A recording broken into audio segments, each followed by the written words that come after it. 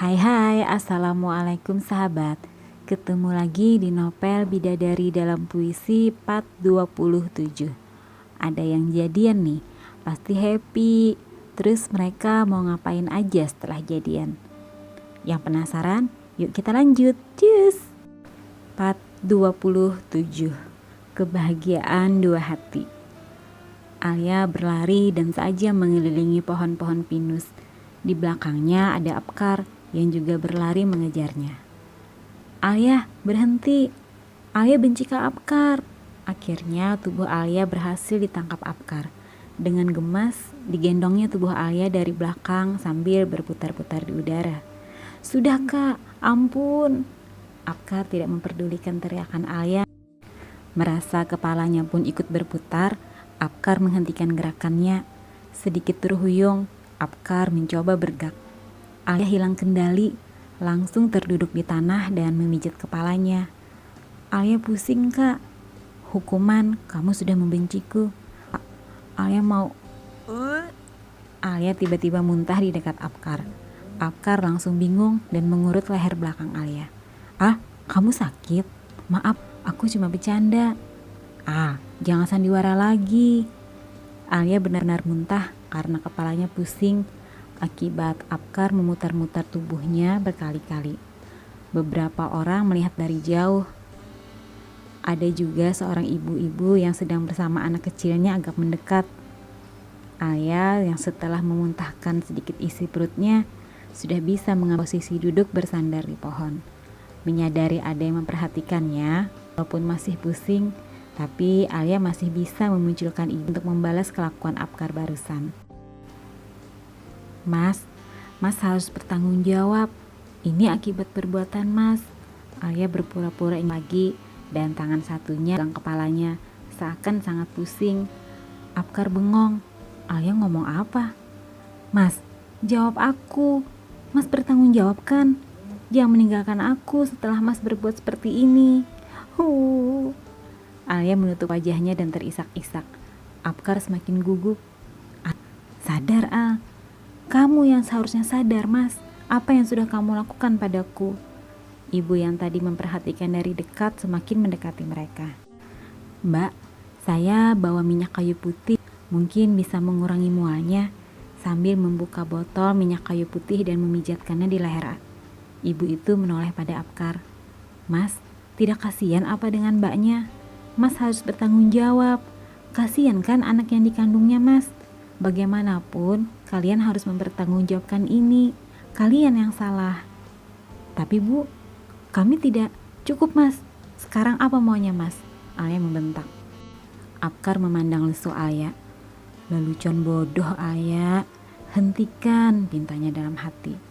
Mas, saya sebagai seorang ibu bisa merasakan apa yang Mbak ini rasakan. Tolong Mas harus bertanggung jawab. Ibu itu ikut memelas pada Apkar. Apkar melihat sejenak sekeliling. Sudah ada beberapa pasang mata yang memandangi mereka. Apa yang mereka lihat? Kenapa memandangku seperti aku adalah tersangka? Mas, jawab. Alia kembali membuka suara. Iya, aku akan bertanggung jawab, jawabnya lemah. Si ibu pun mengangguk. Jaga anak kalian baik-baik. Dan kamu Mbak, jaga kesehatan ya. Kasihan yang ada di dalam kandunganmu. Jangan sampai ikut stres. Membelai rambut Alia dengan lembut. Alia mencium tangan ibu itu. Terima kasih Bu. Sama-sama nak. Si ibu meninggalkan Alia yang tersenyum menang. Sedang Apkar menundukkan muka karena malu. Beberapa pengunjung melihatnya dengan tatapan sinis. Alia melirik Apkar yang sekarang juga sudah duduk lemas di sampingnya. Bisik Alia. Apkar hanya melirik kesal. Bagaimana bisa? Aku harus bertanggung jawab. Mau mencium kamu saja, aku sudah dianiaya begini. Yang sabar ya Kak. Alia menepuk pundak Apkar. Ingin lagi Apkar menggigit jari Alia. Bukan hanya jarinya, tapi juga tangan dan tubuhnya. Mengingat pandangan orang-orang tadi melihatnya. Alia, Apkar membuka pembicaraan setelah kekonyolan dan keributan yang baru dilakukan Alia tadi memecah konsentrasinya untuk melakukan atraksi-atraksi romantis. Sejak tadi pagi sampai detik ini, kenapa tidak satu pun hayalan yang aku impikan sebelumnya terjadi ya? Menghayalkan apa? Tadi malam aku membayangkan kejutan kedatanganku akan kamu sambut dengan senyuman, pelukan. Kenyataannya malah aku yang terkejut langsung mendengar omelanmu. Memang kakak masih ingat apa yang Alia omelin pagi tadi? Apkar memandang Alia dengan sangat gemas. Bukan cuma ingat, aku juga hafal semua. Alia tersenyum, malu-maluin batinnya. Lalu aku dihujani dengan tarikan membuka topeng pada dagu, dipukul. Untung tidak sempat digampar. Baguslah kak, nasib baik belum sempat. Alia menutup mulutnya dengan telapak tangan. Gila, barusan gue ngomong apa? Aku juga ngebayangin saat aku ngomong cinta kamu tertawa bahagia, menyambutku dengan sukacita dan seperti di film, ada kejutan mengejutkan tanda jadian. Ternyata tidak ada sama sekali. Aku langsung disuguhi air mata, dipitnah, dipukul. Aku malu diliatin orang-orang. Alia terkekeh. Makanya jangan usil sama ayah. Tadi kakak di jalan juga ngerjain ayah. Bilangnya kita tersesat. Ternyata cuma mau Alia peluk dari belakang. Iyalah, masa pegangan di paha kayak ojek aja. Lagian kalau nggak dipeluk kamu tidak tahu kalau perutku sudah six pack. Hasil nge-gym seminggu 2 kali. Duh, sombong. Aku harus sombong sama kamu Kalau bukan ke kamu sama siapa lagi aku nyombongkan diri. Bohong juga Alia nggak tahu. Ih, nantang. Mau lihat hasil nge-gymku? Nggak usah. Alia percaya. Kelihatan sih, soalnya kakak pakai baju ketat. Padahal Alia gugupnya sudah setengah mati. Waktu Apkar dia panggil ceking aja sudah cinta sampai ke ubun-ubun. Apalagi kekar sekarang. Cintaku sekarang sudah tidak buta lagi. Sudah tahu mana yang ceking, mana yang apes. Apkar mencubit pipi Alia. Ngapain senyum-senyum? Lagi ngebayangin tubuhku ya? Wadah Apkar. Alia bergidik. GR, nggak banget. Apkar mengeluarkan sebuah kotak kecil dari tasnya. Ini aku bawain oleh-oleh. Apaan? Alia mengambil kotak itu dan membukanya. Jreng! Sebuah kalung emas berliontin huruf Alpar. Kak, bagus banget. Alia suka. Mau dipakein Alia mengangguk. Boleh. Alia menyerahkan kalung itu ke tangan Apkar. Dan Alia berbalik tubuh agar Apkar bisa memasangkan kalungnya. Sedikit menyibakkan rambut belakang Alia dan memasangkan kalung itu di lehernya. Terima kasih ya kak. Kok bisa ketemu ide menggabungkan nama kita? Nama dulu yang disatuin, hati kan sudah. Habis ini nanti aku akan menghalalkan kamu supaya kita benar-benar bersatu. Alia mengulurkan jari kelingkingnya. Janji ya kak, jangan pernah ninggalin ayah. Apkar mengulurkan jari kelingkingnya juga. Janji aku tidak akan meninggalkan kamu. Alia tersenyum. Begini ya jadian, aneh banget. Seandainya ini terus bisa kita lakukan setiap hari ya Kak, kalungnya boleh Alia jual nggak? Nggak. Waktu belum jadian sok lembut, sok sopan. Udah jadian pemarah. Kalau nanya yang lain aku nggak marah. Baru aja dikasih kalung sudah mau dijual. Alia mencubit hidung Apkar gemas. Nih hidung asli apa palsu sih? Ayah. Alia menurunkan tangannya dan terkekeh. Kak, kapan ke Surabaya lagi? Lusa. Alia ditinggal lagi. Kalau kamu bersedia menikah sekarang sama aku, lanjutin kuliah di sana dan ikut aku. Alia menggaruk kepalanya. Kenapa garuk-garuk? Kutuan. Alia memukul lengan Apkar yang sekarang terlihat sangat kekar dan keren di matanya. Ngaco nih. Kak, Alia lagi mikir, sampai kapan ya kita begini? Sampai kamu lulus kuliah. Aku sudah punya tabungan cukup untuk kita beli mobil dan rumah. Lalu kita menikah dan punya anak-anak yang lucu dan soleh. Alia tersenyum. Indahnya impianmu. Aku serasa ingin secepatnya kuliah, wisuda dan menikah dengan memejamkan mata dan bersandar di dada Apkar yang bidang. Amin. Apkar merasakan sesuatu yang terlalu indah untuk diucapkan. Perasaan yang bahkan hatinya pun masih terlalu bahagia untuk menyampaikan pesan. Ini sudah nyata. Aku sudah melepas bebanku selama ini. Alia sudah menerimaku. Ayah, boleh aku memanggilmu sayang? Alia bangun dari sandarannya di dada Apkar. Kenapa? Biar romantis. Terserah. Makasih sayang. Alia kembali tertawa. Haha, lucu. Kok lucu? Mulai sekarang aku biasain. Kakak nggak minta Alia panggilin apa? Request gitu? Apkar menggeleng. Seikhlasnya sayang saja. Kak, nama Alia disimpan di phonebook apa? Apkar mengeluarkan ponselnya dan memencet huruf. Bidadari. Alia tercekat. Jadi selama ini kakak simpan nama Alia itu. Sejak kapan? Sejak sayang ngirimin foto kita berdua di bandara. Oh. Apkar melirik arlojinya. Sayang, sudah jam 3. Kita pulang yuk. Nanti sampai kesorean. Barangkali jadi kita ngumpul teman-teman. Biar sayang sempat istirahat dulu. Alia merapikan baju dan memasang jaketnya. Tangannya menyentuh lagi kalung itu. Cantik sekali. Apkar tersenyum melihat tingkah Alia. Makasih ya kak. Apkar berdiri dan menyodorkan tangan membantu Alia berdiri. Berjalan ke parkiran, sesekali dengan candaan yang sama sekali tidak berguna. Menuju pulang. Berdua menikmati hembusan angin yang mulai membawa sore. Perasaan yang tidak bisa dituangkan. Mungkin nanti malam, buku diary berwarna merah jambunya akan penuh dengan cerita bersejarah hari ini. Cerita yang akan diceritakannya kembali kepada putra dan putri mereka. Indahnya. Di depan hotel Flamboyan, motor berhenti. Apkar mematikan mesin dan melepaskan helm. Mau langsung pulang atau mampir, ah? Mau pulang aja kak, takut kakak apa-apain. Apkar mencubit dagu Alia. Sayang pikir aku tergoda sama tubuhnya yang gak ada seksi-seksinya itu. Kak Apkar, mau Alia bikin rusuh di sini? Tidak usah, mending pulang ya, istirahat. Nanti aku telepon ya sayang.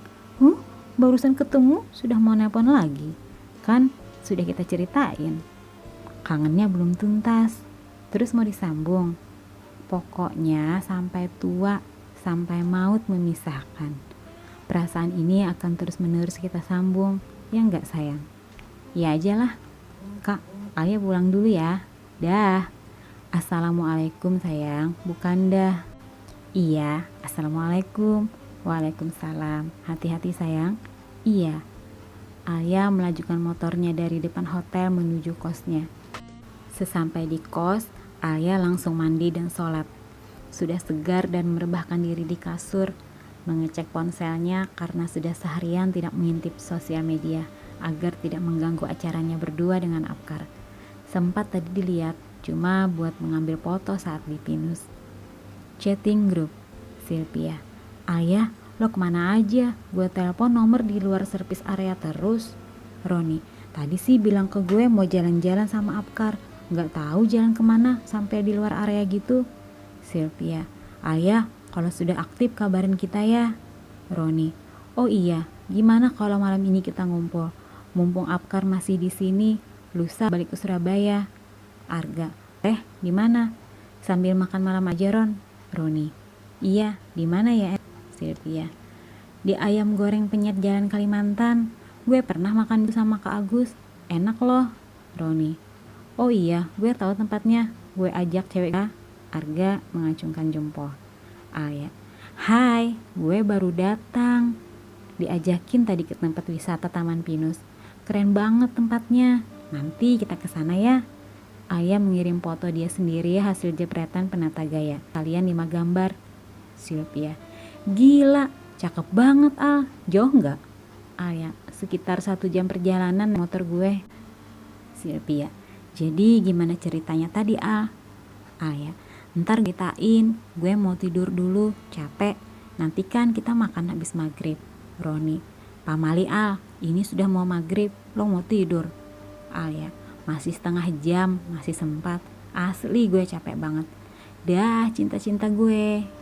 Tidak sampai 5 menit Alia tertidur. Tubuhnya memang sangat lelah, tapi hatinya sangat berbahagia. Kak Apkar, terima kasih untuk hari ini. Sehabis maghrib, Alia sudah cantik dengan dandanan minimalisnya. Ting tong.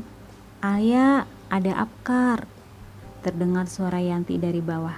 Yanti memang sedang memasak untuk makan malam. Alia berlari menuruni tangga setelah yakin dengan penampilannya, ditambah tas lempang buat memasukkan ponsel dan dompetnya. Terlihat Apkar dan Yanti sedang ngobrol. Sudah siap? Kalau mau ngobrol sama Yanti nggak apa-apa, kita nggak terburu-buru juga kok. Sudah Alia mengangguk. Yanti meninggalkan mereka dan kembali melanjutkan memasaknya. Kita naik taksi online saja ya sayang, nanti pulangnya malam. Kasian kan kalau naik motor, bisik Apkar. Rada malu juga terdengar manggil sayang-sayang gitu. Terserah aja kak. Apkar membuka ponsel dan menyerahkannya pada Alia. Aku nggak tahu kemana tujuannya. Ketik deh. Alia meraih ponsel Apkar dan mengetik tujuannya. 5 menit lagi kak, kita tunggu di teras. Cantik banget sayangku malam ini. Biasa juga cantik, kakak aja yang gak pernah nengokin Alia. Yah, itu lagi dibahas. Sebuah mobil sedan hitam berhenti di depan halaman kos. Itu taksinya, ayo kak. Apkar mengangguk. Yan, gue berangkat dulu ya. Pamitnya sambil setengah berteriak dari pintu. Iya, sekalian tutup pintunya Al. Bruk. Alia menutup pintu kos dan segera menuju taksi online yang baru dipesan. Meja makan restoran sudah berisi 6 anak muda. Arga, Sylvia, Roni, Nanda, Alia, dan Apkar. Seorang karyawan dengan memakai kemeja putih polos, celana hitam bersepatu, dan memakai celemek biru mendekati mereka. Silahkan tuan, nyonya, sambil menyerahkan daftar menu. Alia dan Sylvia menunjuk beberapa menu. Mereka tahulah selera Arga dan Roni, jadi tidak usah ditanya. Mereka langsung memesankan. Tinggal Nanda dan Apkar. Kak, mau makan yang mana? Alia memberikan daftar menu. Samain aja sayang. Arga, Roni, dan Sylvia langsung melirik mendengar jawaban Apkar. Sayang? Sejak kapan ada nama depan sayang di depan nama Alia? Sejak Alia hilang di luar servis area tadi. Mereka ngapain aja? Sudah ada acara dor-doran tembakannya enggak? Alia pasti malu-maluin menjawab iyanya. Lah, sudah ditungguin bertahun-tahun. Alia dengan cueknya memesan menu yang sama pada karyawan itu. Nanda pun memesan menu yang sama. Gimana kabar kalian? Apkar mulai buka suara. Kami ya gini, kadang jalan malam cuma buat makan malam. Sekarang sudah masuk semester 5, mata kuliah kita sudah mulai masuk jurusan, jadi nggak selalu bisa kumpul lagi, Roni menjawab. Kabar kita sih baik aja, cuma Alia yang kayaknya kurang baik. Sal Sylvia yang penasaran, apa yang sudah terjadi dengan Alia seharian, sampai ada panggilan sayang terucap di bibir Apkar. Apkar memandang Alia, apa maksudnya kurang baik? Arga mengalihkan pembicaraan. Bagaimana perusahaan kamu di Surabaya? Papaku juga punya perusahaan cabang di sana. Oh ya? Perusahaan apa? PT Reksa Persada. Oh, aku tahu. Kami juga sering bekerja sama dengan perusahaan itu. Bidang jasa juga kan? Iya, tapi yang memimpin sekarang omku, adik papa. Kata papa, kalau nanti aku lulus bisa ikut kerja di sana sambil belajar. Itu perusahaan orang tua kamu. Kok ikut kerja? Bukannya kamu akan jadi penerusnya? Aku belum siap, mau jadi karyawan biasa aja, sambil belajar dulu. Karyawan restoran datang sambil membawa 2 orang wanita yang lebih muda dan membawakan pesanan mereka. Mereka berenam menikmati hidangan yang sudah disajikan. Sesekali terdengar lelucon mereka seperti biasa. Dan acara makan malam pun berjalan lancar. Mereka mengisinya dengan percakapan-percakapan ringan tentang apa yang sudah terjadi selama mereka berpisah ini. Tidak terasa sudah 1 jam mereka berada di tempat itu. Akhirnya mereka memutuskan untuk pulang. Bersambung ke part 28 ya. Apkar masih punya waktu 2 hari lagi di Jogja untuk bersama dengan kekasihnya. Selanjutnya akan ada apa lagi ya? Yang penasaran? Kita lanjut ke part 2 dah. Jangan lupa like dan subscribe. Terima kasih sahabat. Assalamualaikum.